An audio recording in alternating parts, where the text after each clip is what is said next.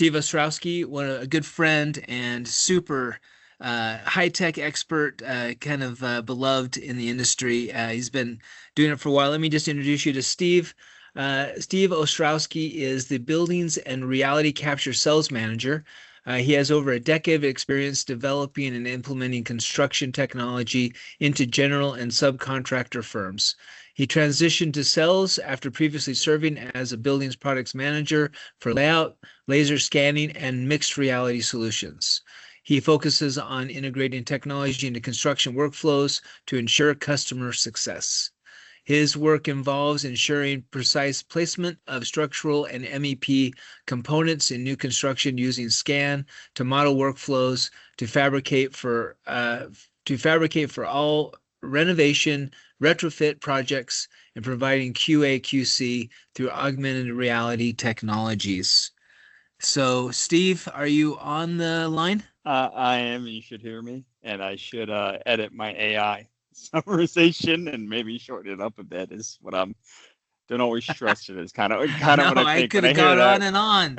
I know it could have went on and on. It's like should have looked at that a little bit more. Steve, oh, so good to have you on here, my friend. Thank you. Steve's going to be talking to us today about 3D scanning workflows, downstream workflows for MEP.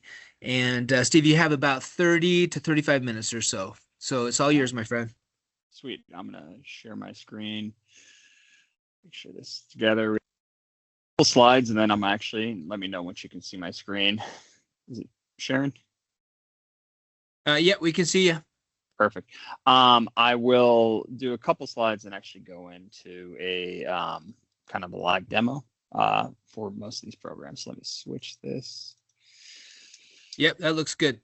Yeah, civil engineer, came from product, and then I actually came from Ohio State as civil engineer, and then geodetic. Went into product and then into sales for scanning. Kind of covering the building's life cycle. I do like this because it kind of shows the Trimble environment. Not that I touch everything or Troy does either, but we generally have software in every phase of a construction project or operating a building. And this I'm usually, me and Troy are usually in the fabricate and construct, but we can be in the planning and concept with laser scanning, especially because it will give you the as-built measurements of a building before you actually design and new stuff. And then when you're installing it and fabricating, constructing it, we have the total stations to lay it out, as well as the scans to compare to the model to make sure everything you put is in the right spot. So I like that slide, just kind of cover it. Other options we offer, I keep this slide just to show you all this data, whether we're laying it out to 16th inch precision or a little over a quarter for GNSS, or scanning to about the same 16th accuracy, or just roughly overlaying it with our Sight Vision app in augmented reality, which wouldn't be as accurate as these tools over here, or using HP to lay it out. All this information is sent to the field via Trimble Connect, and the as-built in progress is sent back to Trimble Connect, so we can actually monitor it there.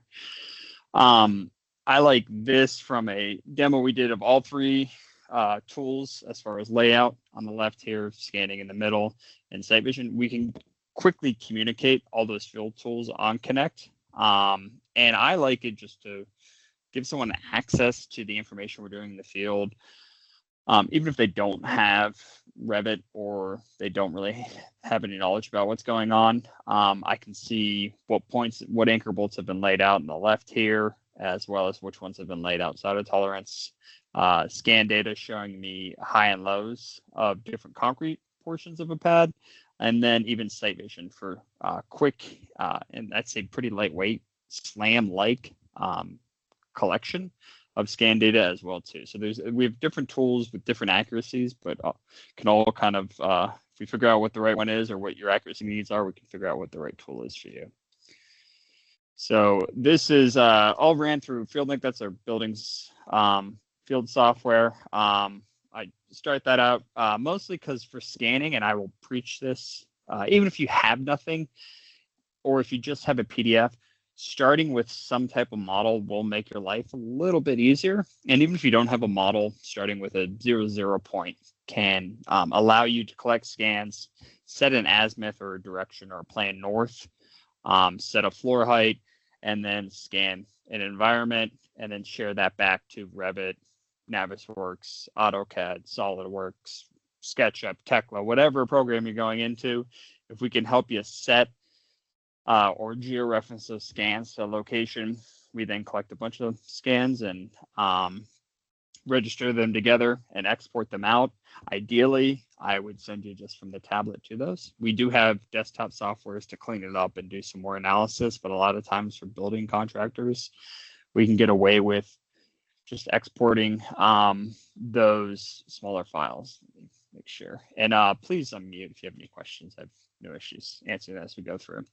So scanning, and I'd say probably 75 or 80%, but this number is coming down, is done for, actually it's probably more than that, renovation and retrofits.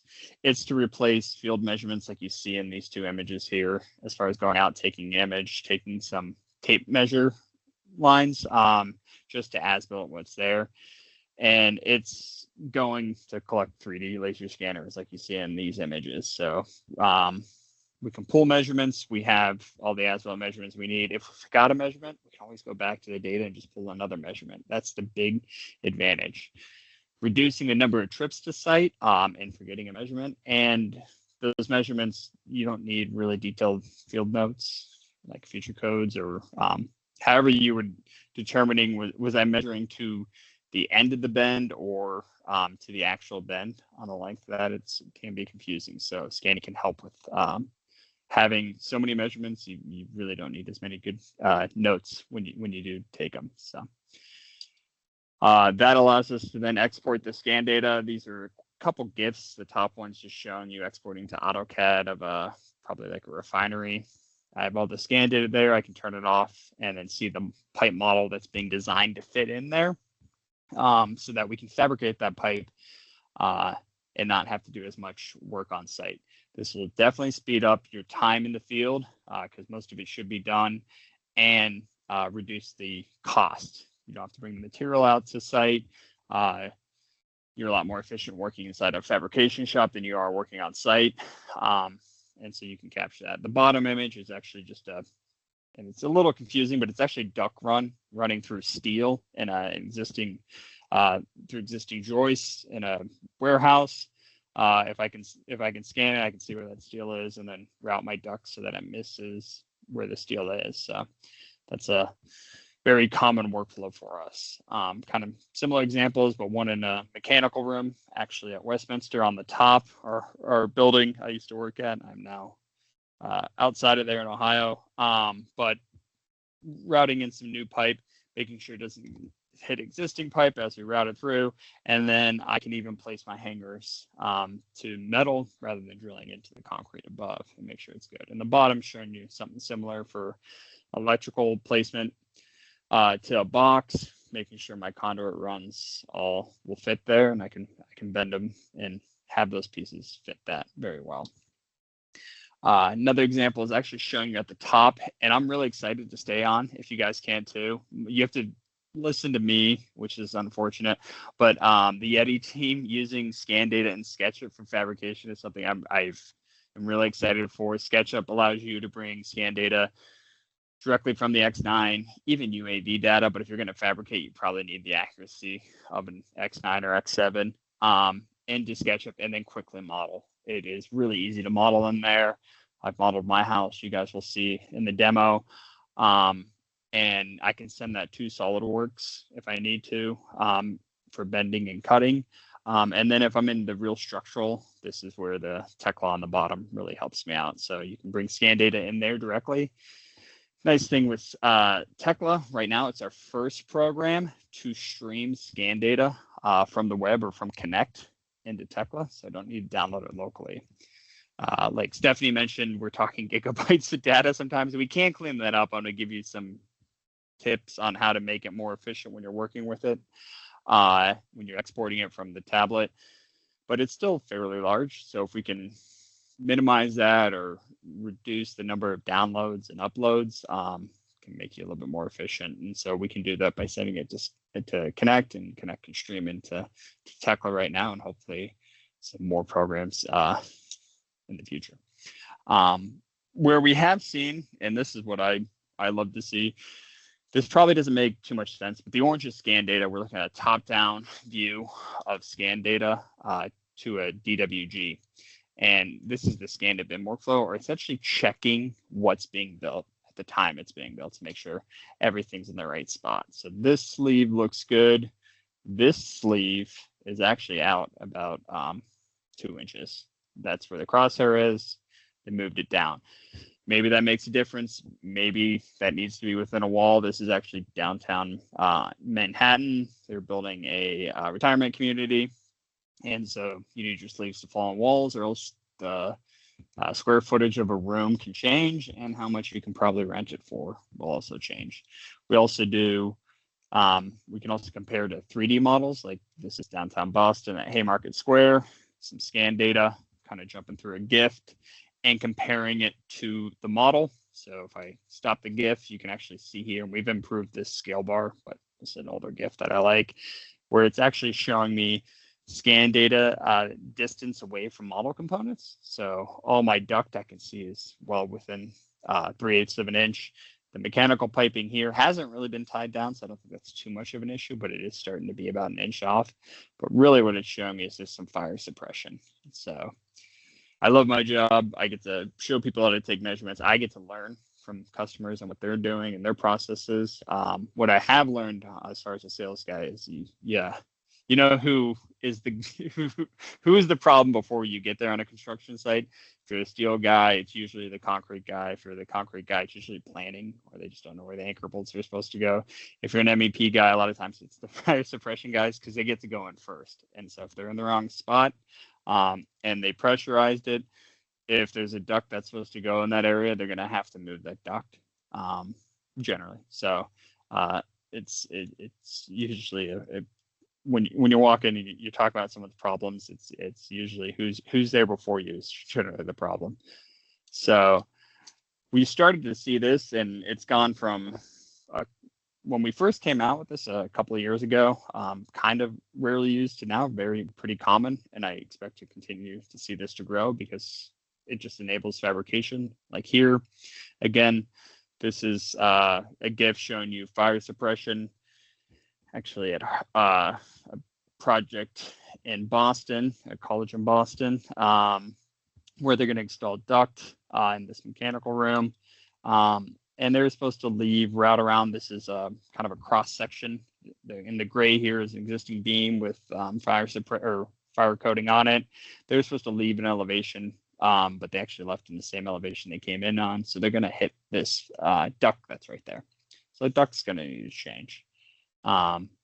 We also, and this has been really widely taken up in the last couple of years, seeing laser scanning for wet concrete scanning. So not only can we see where things were put versus where they should have been with wet concrete scanning, I can see what's high and low and then fix it as it is wet, or I can just, a lot of times what I see, and I see that a lot in the West Coast, and it kind of expands out based on who is using wet concrete scanning. Is kind of generally the guys who communicate through it and where those projects call for it. A lot of exposed concrete, and I'm starting to see that move across the country. But most guys who are going to concrete scan are going to scan after it's done for as-builting, seeing high and low, how much grinding, how much RDEC they need to order. You can point it out with the laser pointer. I'm not going to show you how to resection with the X9 behind me, but you can use the laser pointer to show off high and low spots. Generally with red laser, though, it's easier just to see it from the tablet and show guys what's high and low. So the X9 kind of hardware advantages, I'll go through this fairly quickly, and then we'll get into an actual live scan. It's really the self-leveling. Allows me to know what's flat, what's vertical, and the laser pointer and the DR measurement allows me to use it somewhat like a total station. It is mostly a terrestrial laser scanner, but because you have DR measurements, you can start to use it like a total station. It does do smart calibration, or on the device, it'll actually run through a calibration with the X9 for the first 5 or 6 scans, and then once every 30 minutes. We'll shoot up to 150 meters. And then the accuracy is, about 2 millimeters or a little less than for a 16th of an inch. You can take images as well to add color to it, and collect 500 to 1 million points a second. So you generally get more than enough data if needed. Usually you turn it up to a higher level of scan, and what that means is how long it takes to turn around. That'll actually be how many points it collects. So if it takes longer to turn around, it collects more points. For most buildings environments, a low level scan or a medium level scan is more than enough, because with overlap, we'll have more than enough measurements to get there. So we do have 3 different offerings for the X9. Core LT was just released. It's 40-meter range, 500,000 points a second. Core, and then Premium. So Core is going to be similar, but go up to 80 meters. Premium goes up to 150 meters, but can scan at 1 million points a second. So you can be quite a bit faster with that Premium method. We offer these in perpetual and subscription options as well, configured to your needs. So FieldLink scan module, again, that's the FieldLink is the layout software we offer in buildings. It'll run your total station, RI, GNSS, but also your scanner if you get the module on top. What's really nice with that is you can have your scans overlaid like you see here in blue with a PDF or a DWG or an NWD, a Navisworks file or Revit file, and start to compare that right there. You can run inspections to it, create section boxes, and then align to those with a resection or manually pulling it, and then take measurements to them and export them. So, excuse me. I will cover this again, but those export formats are huge for which programs you go to. I want you to collect it. I want you to do things in our programs, but it's really where you're going to fabricate that matters. How are you going to utilize the data you're collecting efficiently? It's great if you can collect it, but if you can't do anything with it, it doesn't really mean anything. So by being able to export as an E57 non-structured, I can pretty much go to any CAD or BIM platform. So SolidWorks, I can do that. RCP is a recap file that'll go to Revit or AutoCAD, or I can send that E57 to recap as well too. So again, this is just some more images showing you an overlap of scan data in Navisworks and Revit, as well as AutoCAD there on the bottom. We can send this data if you're using SDS2, if you're structural steel, not using Tekla, that's one of those, or Bentley MicroStation or SolidWorks. We have workflows showing you how to do that with customer examples showing the success going there. There are a couple of tips and tricks to make it a little bit more efficient and hopefully successfully using it. So with that, these again are the file format exports. You heard me say, and you may have heard it before, gridded or non-gridded. Non-gridded just essentially means it doesn't know where that point was measured from. So gridded means you can see the view bubbles. That's usually only good in a point cloud software, registration software like Recap, RealWorks, or Cyclone, or anything like that. Non-gridded means I can just send the 3D point cloud. It's going to be about half the time to export them, and usually about half the file space too, because I don't need to hold on the information of where it was collected from. We can do some really nice analysis with the gridded, especially in like Connect. We can actually classify, and we can run better classification if we can get this view. So that may be better in some analysis, but generally isn't needed. So recently released in 2025.3. I got a question? Nope, keep going, man. We have rotational section boxes, so you can actually turn that on after you create a section box. You can hit this little button in the bottom right, rotate it. Really helps you clean up if your project's in state plane or if it's just not in a right angle or the building's curved. By rotating it, you can make little section boxes that fit it. many of them, and then export those section boxes, multiple section boxes at once. So this GIF is nice, kind of shows you an RCP non-structured, open up all the section boxes and then check the ones you want to send. Kind of becomes like your lightweight segmentation tool in the field. If you geo-referenced and your refinement's good, you can just go directly from there.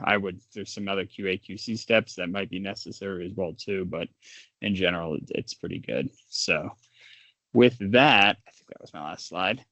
I'm going to jump over to FieldLink, show you a quick collection, and then an export to recap, or to Revit, and then show you some of the Connect stuff before my time is done. So here you can see, got a model of my house, my office, which if you've seen any of my workflow videos, which I like to try and provide just to show guys how to utilize it and give them the button clicks, is pretty common.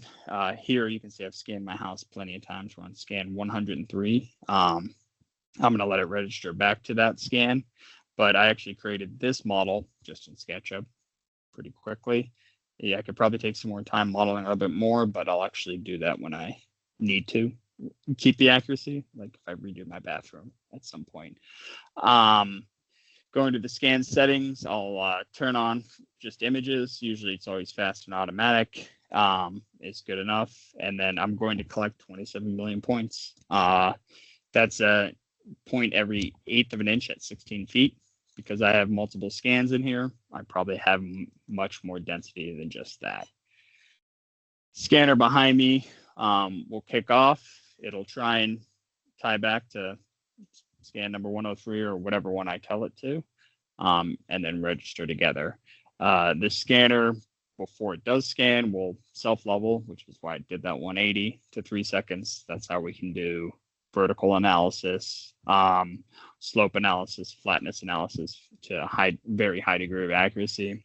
And then it'll do a self-calibration, which is what it's doing now. That's how we know the EDM is working to that less than 2 mil accuracy. So the data I collect from it, as long as it scans, is always going to be great. Then when I'm here, I can see what I've scanned, and that's how I can ensure that I've collected the measurements needed before I move on and go to the next project, right? So kind of really helping you make sure you have all those field measurements from the field, bring that back, detail in my new MEP runs, my new structural or miscellaneous steel if I'm doing a handrail. As long as I can see it, I know I have it. I can then bring that to Tekla or Revit, detail on my new stanchions, my new hangers, my new pipe, whatever it is, and then fabricate it. When I go back out to site, I have confidence, or very, very high confidence it's going to fit. If I'm building something complex, you can actually scan and compare to the model in the shop. I've seen this like curved stairs or big bridge elements as well too. So right now it's already scanning. It's actually done scanning as I was talking there. At 50%, it'll transfer that over, and then it'll go through and try and will collect some images. So the images will go kind of map over what's there and provide color to the billions of points that are behind it, because a lot of guys like to work in color. If you work in scan data long enough, generally I like just intensity view. I think it shows me better. The resolution of the scanner is actually even better than the camera, because it's getting 1 million points a second. So that's generally how I would use it. Here you can see we have the scan 106 coming in. It's going to try and tie back to scan 103, which obviously being in a small room, it did it pretty easily. And if I go through here, you can actually see those scans kind of lined up. So with that, I come back here. I'll let it continue to collect, but I wanted to show you a little bit more. Here is my office, the purple scan being what's there now. The yellow scan is actually what was there previously. So you can see, being a Trimble hardware guy, I have a bunch of hardware. I have a BuildingPoint hat. I have a 780 right there that is still standing up, actually, right there. But it used to be over here. That's where my Prism used to be, and that's where my RI currently is. So you can see everything that's there, progress of what's changed, and then I have the ability to look at this scan data and how my fan has rotated slightly throughout there. And I can create these little section boxes. So check my time real quick. Got about 10 minutes, which is great. So once that second scan comes in, we'll put on the color and kind of show you what's there. So wait for that to come in. So I have one scan with color. Usually I don't, but I like to show this. So we'll colorize that one. If I jump into the station view, so this is a previous scan, a little bit more cleaned up. And now for what my office currently looks like, you see we have a little sand pit and even more tools. You can see everything that's there. If I turn on the, I can actually turn on the laser and then turn the laser to point, and maybe you guys can see that. This is how I would resection or start a resection. I can start to use that laser to drive it there too, or create a point, extract out a target if necessary. But that's how I would very accurately tie it in. Generally, what I will do a lot of times is just manually align it to a model, because I can do that fairly accurately too. Although there is no residual, I can check it to like columns or other walls to see how good is my alignment. So with that, I think my color's done, so I'll actually show you that. You can start to see there's John Glenn up there in the corner, cold outside. Here's me, and everything else that's going through there. So behind that is all this scan data. The blue would be the model data that's there. If I turn on the solid model, you can start to see that there. So I can do that.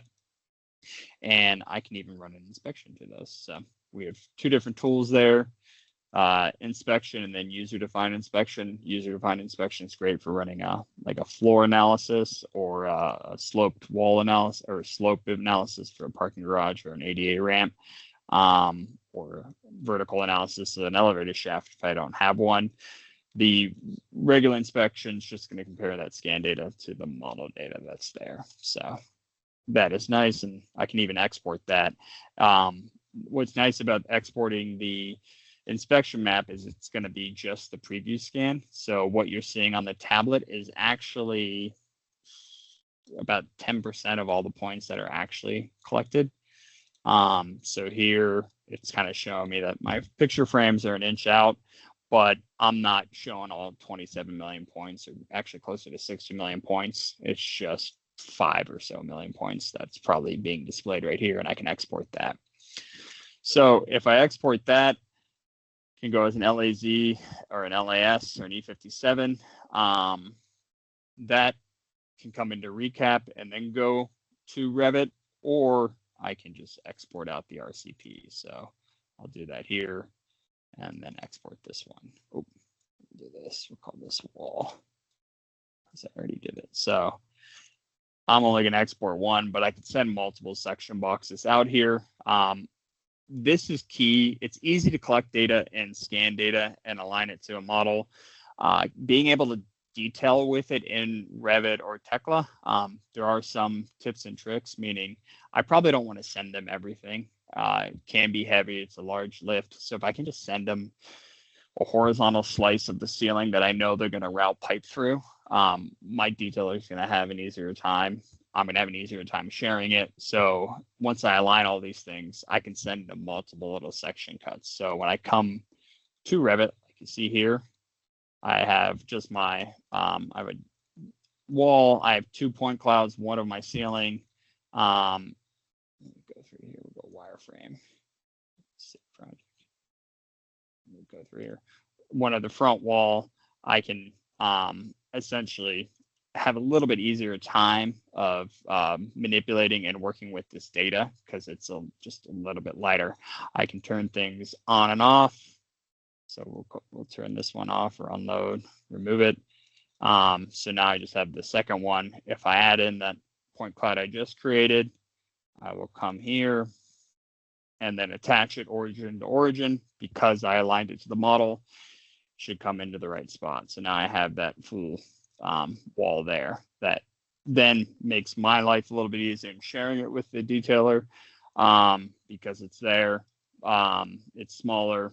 It's in the right spot, and his life a little bit easier because he can turn on and off just what's needed for him to detail. So in Revit, a lot of times that's done with like section cuts or previously defined floor plans that are there. So yeah. Moving through, and something we briefly covered, but I do want to make sure everybody can see it. It is with Trimble Connect.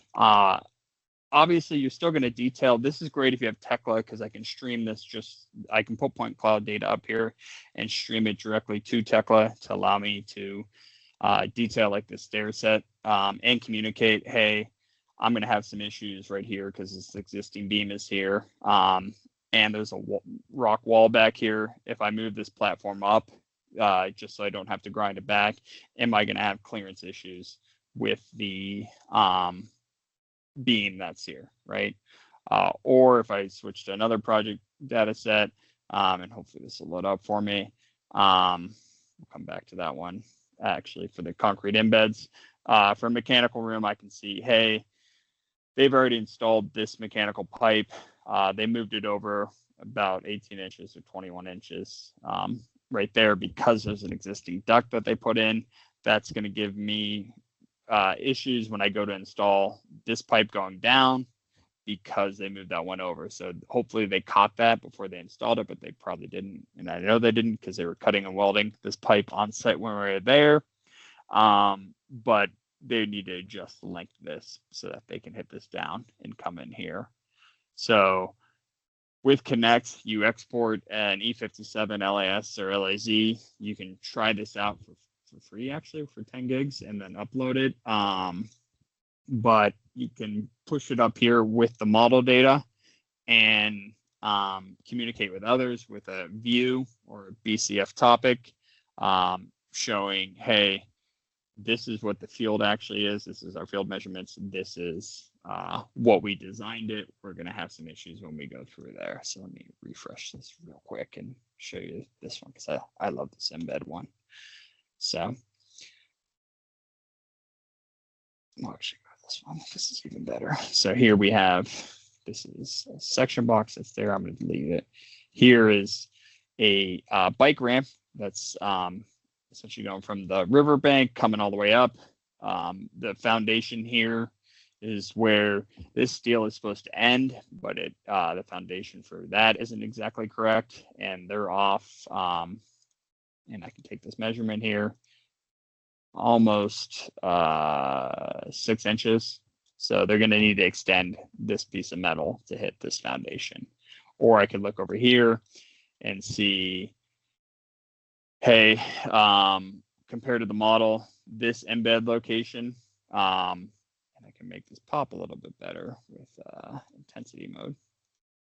This embed location, maybe I can do this a little bit nicer with a section cut too. I would share this as a view, so it's a little bit clearer. But this embed, if you can see it on the back there, is about 16 inches down compared to the design steel location there. So pretty easy to share all this information and give it to people who aren't necessarily 3D or geospatial experts. Sharing it through Connect's an easy way to do that. Still more than likely, you're probably sharing it just the scan data when they are detailing. And you can do that with some of those examples I gave you and just cleaning up the data, section boxing it and exporting it, but then share it to anybody who's online with the web, because Connect is just a web-based program. So that's how I'm able to show all these examples and jump through it as long as I have an internet connection. So I think that's my 35 minutes, unless there's any questions. Guys, go ahead and unmute if you had a question for Steve-O.